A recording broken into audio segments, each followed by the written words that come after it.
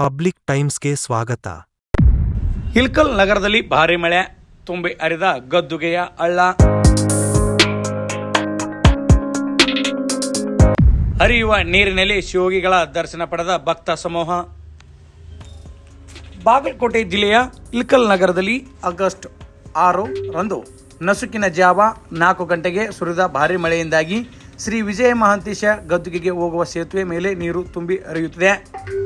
ಶ್ರಾವಣ ಮಾಸದಲ್ಲಿ ಗದ್ದುಗೆಗೆ ಹೋಗುವ ಭಕ್ತರು ಅದರಲ್ಲಿಯೇ ಗದ್ದುಗೆಗೆ ಹೋಗಿ ಶ್ರೀ ವಿಜಯ ಮಹಾಂತ ಶಿವಯೋಗಿಗಳ ದರ್ಶನ ಮಾಡಿ ಬರುತ್ತಿದ್ದಾರೆ. ಅಲ್ಲಿ ನಿರ್ಮಾಣ ಮಾಡಲಾಗುತ್ತಿರುವ ಕೆರೆಯಿಂದಾಗಿ ನೀರು ಸಾಕಷ್ಟು ಶೇಖರಣೆಯಾಗಿದ್ದು ಜನರು ಮತ್ತು ಅಲ್ಲಿನ ನಿವಾಸಿಗಳು ತೊಂದರೆಗೆ ಒಳಗಾಗಿದ್ದಾರೆ.